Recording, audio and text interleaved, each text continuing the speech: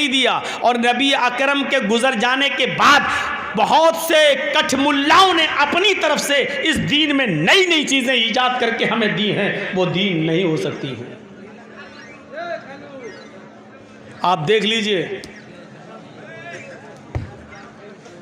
एक चिल्ला रहा है अल्लाहु अकबर अल्लाहु अकबर, और पूरी अजान देने के बाद ला इलाहा इल्लल्लाह, ख़त्म, आया मस्जिद में नमाज का वक्त हो गया।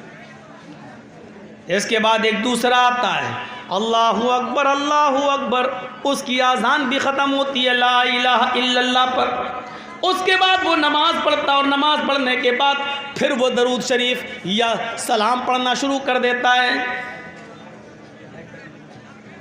मुस्तफ़ा जाने रहमत पे लाखों सलाम,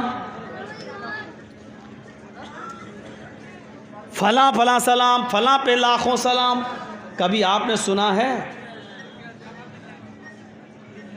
लाखों सलाम कह देने से लाखों सलाम हो जाएंगे? आप ही बताइए। आप कहिए जर्जी साहब लाखों बार अस्सलामु अलैकुम, तो लाखों बार हो जाएगा। अगर लाखों बार कह देने से लाख बार हो जाने वाला होता तो हम 33 बार क्यों पढ़ें सुभान अल्लाह, 33 बार क्यों पढ़ें अल्हम्दुलिल्लाह, 34 बार क्यों पढ़ें अल्लाहु अकबर? हम तो कहते हैं 33 बार सुभान अल्लाह, हो गया। हम तो कहते हैं 34 बार अल्लाहु अकबर, हो गया। जब तुम एक बारी भी कह देते हो मुस्तफ़ा जाने रहमत पे लाखों सलाम, जब लाखों कह देने से लाखों हो गया तो हम 34 कहने से 34 नहीं होगा, हमारे 33 कह देने से 33 नहीं होगा। हो तो मौलाना बात तो सही कह रहे हो, लेकिन हमारे बाप 9 9 19 कहते हैं, हम 18 क्यों कहेंगे? हमारे बाप ने वही पढ़ा है। तो जो चीज़ इस्लाम में नहीं थी, नबी ने नहीं दी, वो नबी अकरम के इस दुनिया से गुजर जाने के बाद इस्लाम का हिस्सा नहीं हो सकती। इसलिए अल्लाह ने क्या फरमाया, आज मैंने उसी दीन को तुम्हारे लिए मुकम्मल किया है, जो दीन तुम्हें मोहम्मद रसूलुल्लाह ने दिया है, और उसी दीन से मैं राज़ी और खुश हो गया। जहाँ ये चीज़ें बताई गई हैं इस्लाम की, वहीं कुछ ऐसी चीज़ें भी बताई गई हैं जिनका छोड़ना भी बहुत ज़रूरी है। और आइए सुनिए, एक हदीस पढ़ने जा रहा हूँ आपको। इस हदीस को इमाम अहमद ने अपनी मुस्नद अहमद के अंदर नकल किया है। हदीस के रावी हज़रत मुआज़ इब्न जबल रज़ी अल्लाह ताला अन्हु हैं। इस हदीस के अंदर 10 बातें बताई गई हैं। शायद मैं अपनी तकरीर में उन 10 बातों को पूरा न कर सकूं, इसलिए पहले 5 पढ़ के सुना रहा हूं। इन 10 चीज़ों को देखिए और सुनिए। मुझे लगता है कि 12:30 डेढ़ 1 घंटा पौन घंटे से ज़्यादा हो गया, मुझे पौन घंटे से तकरीबन। अब आपको सुकून पैदा कर लेना चाहिए था अपने जलसे में, लेकिन अभी तक सुकून है नहीं। उठना बैठना, वो देखो चप्पल उठा के चल दिए हज़रत। ये बीच से जो उठना बैठना होता है, हमको इससे बड़ा डिस्टर्ब होता है। जिनको ज़्यादा उठने की आदत है वो पीछे बैठा करें। उनकी उम्र कितनी है देखो तो, 60 साल। ये रात के 1:30 बजे जाके क्या करेंगे? अब चाची भी इनके लायक न रही। अब ऐसे लोग इस रात में उठ के भागेंगे तो कैसे काम चलेगा, आप बताइए। और जब पेशाब ज़्यादा लगता है, किनारे बैठना चाहिए, फिर बीच में नहीं आना चाहिए, क्योंकि बूढ़े आदमी हैं, हर चीज़ लगेगी। कल के जलसे में छोटा सा बच्चा उठ गया, वहाँ कल नहीं शायद परसों के जलसे में, अब उसकी वो कमर ऐसे ऐसे करने लगा, उसकी कमर में दर्द। बताइए, इतने से बच्चे की कमर में दर्द, जबकि उसने कमर का कोई काम लिया ही नहीं अभी तक, और कमर में दर्द। अजीब हालतें हो रही, सामने बैठ के ये सब काम करते। इन 10 चीज़ों को सुनिए नौजवानों। आज 10 ना बता पाए तो 5 तो इंशाल्लाह मैं बता ही दूंगा, और 5 गिना दूंगा रस्मी तौर पर। ताकि याद रहे कि 10 हैं क्या। वअन मुआज़ इब्न जबल रज़ियल्लाहु तआला अन्हु क़ाल औसानी रसूलुल्लाह सल्लल्लाहु अलैहि वसल्लम बिअश्रि कलिमात ला तुशरिक बिल्लाहि शैअन इन क़ुतिलता औ हुर्रिक़ता वला तउक़न्न वालिदैक व इन अमराकन तख़रुज मिन अहलिक व मालिक वला ततरुकन्न सलातन मक्तूबतन मुतअम्मिदन फ़इन्न मन तरक सलातन मक्तूबतन मुतअम्मिदन फ़क़द बरिअत मिन्हु ज़िम्मतुल्लाह वला तशरबन्न ख़मरन फ़इन्नहु रअसु कुल्लि फ़ाहिशतिन इय्याक बिल मासियह फ़इन्न बिल मासियति हल्ल सख़तुल्लाहि अज़्ज़ व जल्ल। फ़िलहाल 5 चीज़ें, ये भी इस्लाम का एक हिस्सा है। आप इबादत कर रहे हैं, हज कर रहे हैं, ज़कात दे रहे हैं, कलमा पढ़ रहे हैं, लेकिन इन चीज़ों से अगर आप रुक नहीं रहे हैं तो आप इस्लाम के अंदर दाखिल नहीं हैं। मुआज़ इब्न जबल कहते हैं कि अल्लाह के रसूल सल्लल्लाहु अलैहि वसल्लम ने मुझे 10 बातें बताईं, 10 चीज़ों की मुझे वसीयत की, 10 चीज़ों का मुझे हुक्म दिया। उन 10 चीज़ों में पहली चीज़ क्या बताई? ला तुशरिक बिल्लाहि शैअन इन क़ुतिलता औ हुर्रिक़ता। आए मुआज़, अल्लाह के साथ कभी भी किसी भी हाल में किसी गैर को शरीक मत करना। चाहे तुम्हें कत्ल कर दिया जाए या तुम्हें जलाकर राख कर दिया जाए, तुम्हारी बॉडी को जलाकर हवा में उड़ा दिया जाए, कुछ भी किया जाए, लेकिन अल्लाह के साथ किसी को शरीक मत करना। शिर्क सबसे बड़ा गुनाह है। इन्नल्लाह ला यग़फ़िरु अन युशरक बिही व यग़फ़िरु मा दून ज़ालिका लिमन यशा। अल्लाह शिर्क को कभी माफ़ नहीं करेगा और उसके अलावा जिसको चाहेगा बख्श देगा। उस अपनी कुदरत से जिसको चाहेगा माफ़ कर देगा, लेकिन शिर्क को कभी माफ़ नहीं करेगा। अगर किसी मुशरिक को उसके शिर्क की वजह से माफ़ी मिलने की इजाज़त होती या माफ़ किया जा सकता है कोई मुशरिक, तो वो अल्लाह के रसूल के चचा अबू तालिब हैं, लेकिन अबू तालिब को भी माफ़ नहीं किया जाएगा। हज़रत इब्राहीम के बाप आज़र हैं, लेकिन आज़र को भी जहन्नम से निकाला नहीं जाएगा, क्योंकि इन दोनों का इंतकाल शिर्क पर हुआ है। समझ में नहीं आ रहा है भैया? पीछे बोल रहा, देखो लगा कान में आवाज़ आती है भाई। असल में हम लोग बम्बई, राजस्थान, हरियाणा, हैदराबाद, कश्मीर, पंजाब, हर जगह जलसा कर चुके हैं, बड़ा सुकून रहता है, तो वही आदत बनी हुई है। टोटल बिहार और बंगाल में हम जलसे कर रहे हों तो शोर शराबे में भी बोलने की आदत होती, तो हमारी नहीं आदत, हम भूल जाते हैं, अब जहन से निकल जाता है कि हम क्या बोल रहे हैं। तो शिर्क अल्लाह रब्बुल आलमीन माफ़ नहीं करेगा, लेकिन शिर्क को पहचानिए, शिर्क क्या है। हर आदमी कहता है शिर्क गुनाह है, लेकिन शिर्क है क्या? अल्लाह के नबी फरमाते हैं कि शिर्क चींटी की चाल से ज़्यादा बारीक है। हम कर जाते हैं और पता नहीं चलता। जर्जिस साहब को बुखार आ गया, सर में दर्द है, डॉक्टर के पास गए, जल्दी से 102 102 डिग्री बुखार तेज़, पैरासीटामोल दिया, डोलो दिया, कुछ दिया, जल्दी से खाया पिया, खाना ना खा के थोड़ी देर के बाद आराम, माशाल्लाह अच्छा आराम मिला। मौलाना साहब कैसी तबीयत है? बहुत अच्छी, उस डॉक्टर ने मुझे ठीक कर दिया है। शिर्क हो गया। अरे फलां डॉक्टर से दवा लाए, उसकी दवा से ठीक हो गए। शिर्क कर दिया हमने, हमें पता भी नहीं चला। हम समझ रहे हैं कि किसी मज़ार पे जाके चादर चढ़ाओ, माथा टेको और कहो बाबा तेरे दर पे आया हूं तो झोला झोली भर के जाऊंगा, यही शिर्क है। नहीं, शिर्क चींटी की चाल से ज़्यादा बारीक है। जबकि हमें क्या कहना चाहिए? माशाअल्लाह, उस डॉक्टर की दवा मैंने खाई, अल्लाह ने उस डॉक्टर की दवा में शिफा रखी थी, अल्लाह के हुक्म से मैं ठीक हो गया। कहना ये था हमें, अल्लाह ने उस डॉक्टर के ज़रिए मुझे ठीक कर दिया, ये भी चलेगा। लेकिन हमने क्या किया, ओह अरे कैंसर था मेरी माँ को, अरे मैं अगर बम्बई में टाटा हॉस्पिटल नहीं गया होता तो मेरी माँ मर गई, मर जाती। शिर्क हो गया।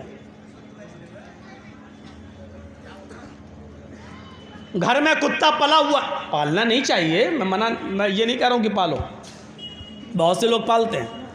घर में पला हुआ है, चोर आए चोरी करने, कुत्ते ने भौंकना शुरू कर दिया, चोर भाग गए।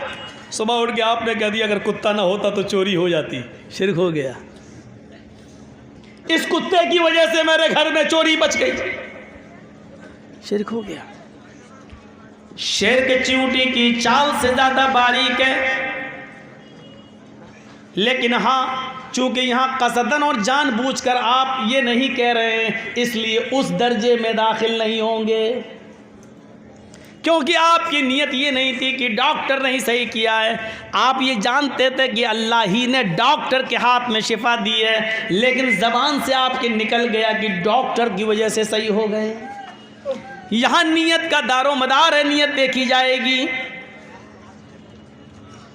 आइए, एक बियाबान जंगल है, जंगल में कुछ लोगों ने तुम्हें घेर रखा है, सबके हाथ में तलवारें हैं, आप अकेले हैं, और आपसे पूछा कि आपका नाम, मैंने कह दिया मोहम्मद जर्जीस। मुसलमानों जी, अल्लाह का इनकार कर, मोहम्मद के रब का इनकार कर, वरना मैं तुझे कत्ल कर डालूँगा। या अल्लाह, ये सूरत हाल पैदा हो गई है, मैं क्या करूँ।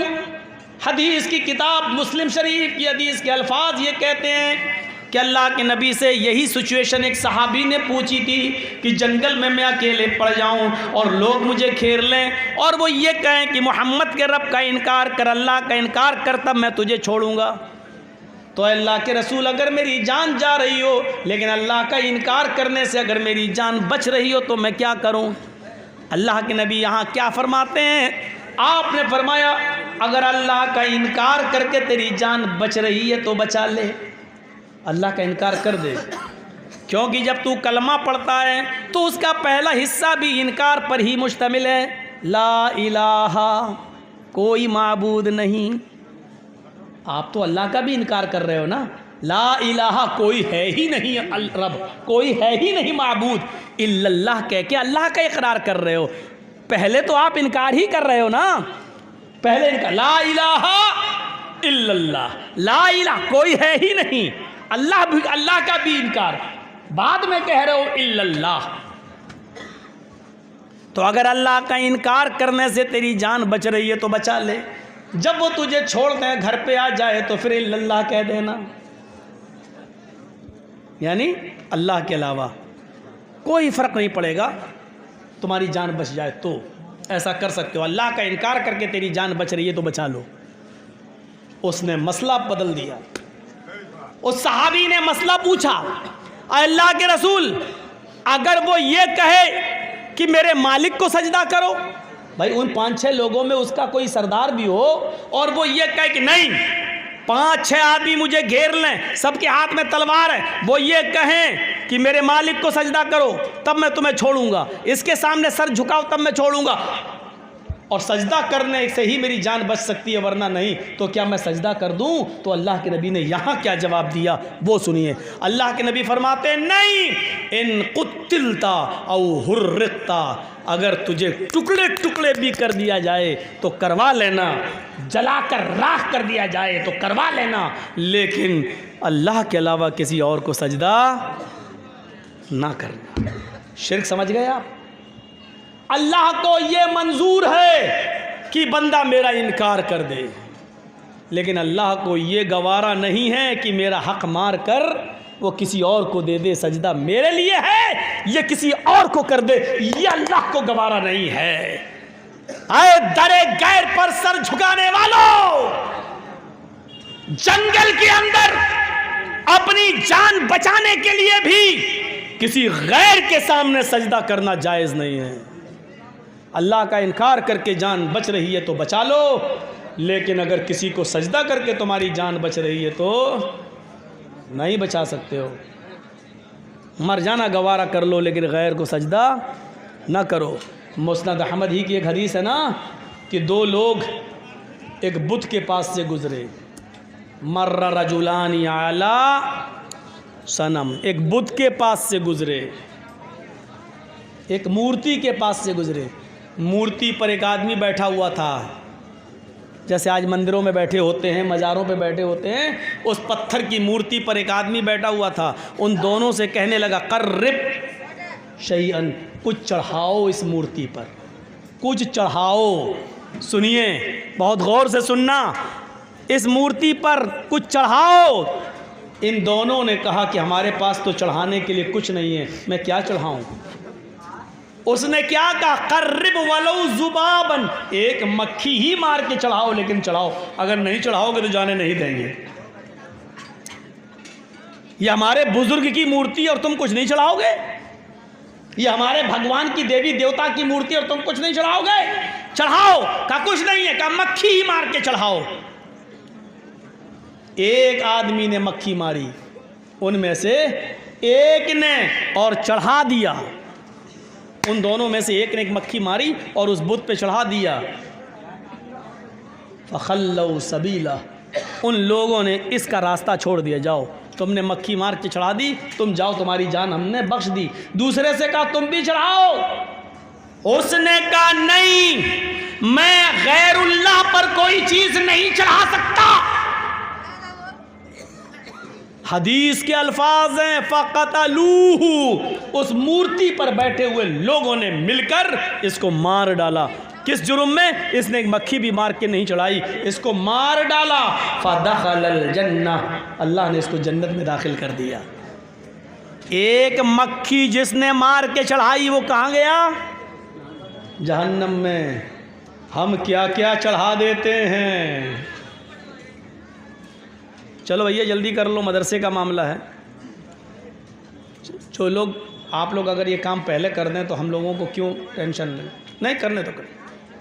मदरसे का मामला दे दीजिए भाई, आप लोगों के मदरसे चल रहे हैं, अल्लाह ना करे कि और जगहों की तरह हालात ख़राब हो जाएं, मदरसे बंद हो जाएं। आप दीजिए मदरसे का ताउन ज़्यादा से ज़्यादा करिए, मदरसों ही के लिए तो जलसे कराए जाते हैं। तो एक मक्खी चढ़ाई तो कहाँ गया? जहन्नम में। तो शिर्क को समझने की कोशिश करिए, शिर्क किसे कहते हैं। एक और शिर्क को समझिए, और बहुत अच्छी मिसाल दे रहा हूं मैं। ये कौन सी जगह है? चिमनी बाज़ार। आपके यहाँ का कोई आदमी दिल्ली में काम करता है, 2, 4, 6, 7 महीने, 8 महीने, 1 साल के बाद आता है। चिमनी बाज़ार से एक आदमी दिल्ली घूमने गया, आपके यहाँ ठहरा, आपने उसको कुतुब मीनार घुमाई, आपने उसको दिल्ली की जामा मस्जिद घुमाई, लाल किला घुमाया। अब वो वापस आ रहा है, आपने उसको कहा भाई अब तुम चिमनी बाज़ार जा रहे हो? जी। गांव में मेरी बीवी रहती है, बच्चे रहते हैं। जी। 5,000 रुपये की खूबसूरत साड़ी खरीद कर दिल्ली से आपने उसको दी, लीजिए मेरी बीवी को दे देना। आप उसकी साड़ी को लेकर आ रहे हैं, घर पहुंचते हैं, अपने नहाते हैं, धोते हैं, नाश्ता पानी करते हैं, चल दिए कहाँ? अपने दोस्त की बीवी के पास उसको साड़ी देने के लिए। दरवाज़ा खटखटाते हैं, बीवी ने दरवाज़ा खोला। जैसी दरवाज़ा खुलता, सामने गांव का आदमी खड़ा है, अंदर दोस्त की बीवी है। बीवी ने कहा कहिए कैसे आना हुआ? आपके शौहर ने आपके लिए साड़ी भेजी है भाभी, मैं दिल्ली गया था घूमने के लिए, आपके शौहर के पास रुका था, जब वापस आने लगा तो आपके हस्बैंड ने, आपके शौहर ने ये खूबसूरत साड़ी भेजी आपके लिए। ईमानदारी के साथ बताइएगा, दिल से बताइएगा, जर्जीस का चेहरा देखकर नहीं। बीवी को किसकी तारीफ़ करना चाहिए? ईमानदारी का जवाब यही है, जिसने साड़ी भेजी उसकी, यानी शौहर की तारीफ़। लेकिन बीवी बजाय शौहर की तारीफ़ के साड़ी देने वाले की तारीफ़ करने लगे, जो लाया है उसकी तारीफ़ करने लगे। एक्सक्यूज़ मी, माशाल्लाह आप तो बहुत अच्छे हैं, दिल्ली से साड़ी ले आए, आइए चाय पी लीजिए। और अपने दिल के सारे दरवाजे उसके लिए खोल दे। दिल्ली में आप बैठे हैं और मोहल्ले के किसी आदमी ने आपको खबर दे दी, साहब साड़ी आपने भेजी और आपकी बीवी तो गुलछर्रे उसके साथ उड़ा रही है जो साड़ी लेके आया। मैंने उसके साथ मोटरसाइकिल पर बैठे हुए देखा, उसके साथ घूमते हुए देखा, उसके साथ होटल में चाय पीते हुए देखा, वो तो घूम रही है। ईमानदारी के साथ बताइएगा, क्या आप अपनी बीवी की इस बेगैरती को बर्दाश्त कर लेंगे? नहीं करेंगे। दिल की आवाज़ यही है कि आप अपनी बीवी की इस बेगैरती को बर्दाश्त नहीं करेंगे। कम बखत साड़ी मैंने दी, तारीफ उसकी कर रही है, मेहनत मैं कर रहा हूँ, कमा मैं रहा हूँ, 5,000 रुपए का हमने साड़ी खरीद कर तुझे बेची और तारीफ तू उसके साथ घूम उसके साथ रही, नाम उसका ले रही है। आप वहीं बैठे बैठे मोबाइल उठाओगे, बीवी के नंबर को डायल करोगे, ए डाइन चुड़ैल, क्या हुआ? उसके साथ घूम रही है। हाँ तो क्या हुआ? उन्होंने वो साड़ी दी, आप वहीं से बैठे बैठे कहोगे तलाक तलाक तलाक। जब आप अपनी बीवी की इतनी सी बेगैरती बर्दाश्त नहीं कर सकते हो तो अल्लाह तबारक व तआला अपने बंदे की इस बेगैरती को कैसे बर्दाश्त कर ले कि रहमे मादर में पानी के एक कतरे की बूंद से उंगलियां मैंने बनाई, पोर मैंने बनाए, अंगूठा मैंने बनाया, उंगलियां मैंने बनाई, पैर मैंने बनाया, टखना मैंने बनाया, पिंडली मैंने बनाई, घुटना मैंने बनाया, रान मैंने बनाई, शर्मगाह मैंने बनाई, पेशाब व पायखाने का रास्ता मैंने बनाया, लीवर मैंने बनाया, पेट मैंने बनाई, आंतें मैंने बनाई, धड़कने वाला दिल मैंने दिया है, दिमाग में हजारों तारों का कनेक्शन डालकर चमकते हुए 2 ट्यूबलाइट आंखों की शक्ल में मैंने दिए हैं। तेरी माँ तो खाना खा रही थी और अल्लाह तेरी माँ के पेट के अंदर तेरा पैर बना रहा था। तेरी माँ पानी पी रही थी और अल्लाह तेरी माँ के पेट के अंदर तेरी आंख बना रहा था, तेरा कान बना रहा था। तेरी माँ अपने माँ के घर मायके गई हुई थी, लेकिन अल्लाह ताला तेरी माँ के पेट के अंदर तेरे कान बना रहा था, तेरा दिमाग बना रहा था। सारी कारीगरी पेट के अंदर मैंने की, लड़का लड़की मैंने बनाया।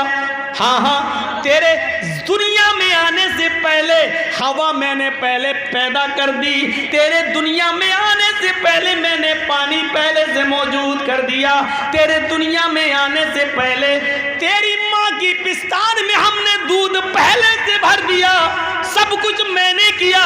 आए मेरे बंदे, जब तू अपनी माँ के पेट से बाहर आया, तेरे बाप ने नाम दूसरे का ले लिया है। जब दुनिया से तूने आंखें खोली, ये सारे काम मैंने किए। जब पैदा हुआ, बाहर आया, आंखें खोली तो नाम ले दिया, अजमेर वाले ने दिया, बदायूं वाले ने दिया, कछौचा वाले ने दिया, फुलवारी शरीफ वाले ने दिया। मेरे भाइयों, अल्लाह इस बेगैरती को कैसे बर्दाश्त करेगा जबकि सारी चीजें मैंने की हैं।